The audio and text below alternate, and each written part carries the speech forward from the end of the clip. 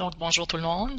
Euh, Mon rôle est de conclure la conférence. Donc, la première chose que je vais noter, c'est la participation qui a été vraiment agréable aujourd'hui, de voir le nombre de participants de tous nos collèges et tous nos campus qui se sont présentés à cette première expérience de webinaire.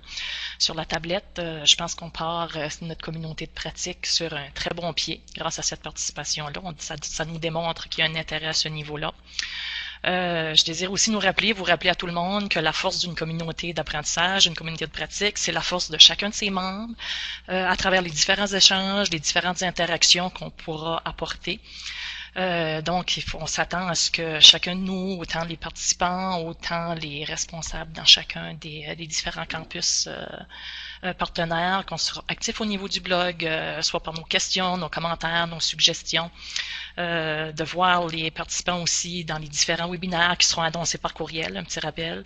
Les représentants de vos différents campus sauront aussi vous informer avec l'information sur les différents webinaires, les dates et ainsi de suite. En dernier lieu, j'aimerais faire quelques remerciements, bien sûr. Donc, les premiers remerciements s'adressent aux enseignants qui ont été bien présents aujourd'hui. Alors, je vous lève le chapeau. On sait que certains d'entre vous étaient en relâche aujourd'hui au niveau du Québec. Alors, bravo, merci d'être là.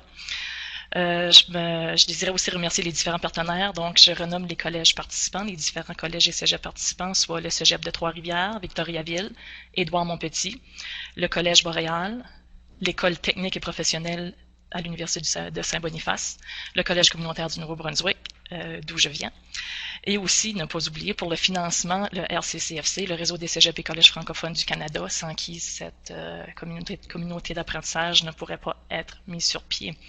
Donc, merci à tous ces intervenants-là. Ensuite, s'il y a des gens qui auraient des questions, je peux laisser la période des questions ouverte, puis je terminerai là-dessus en vous invitant à être présent dans nos prochaines activités.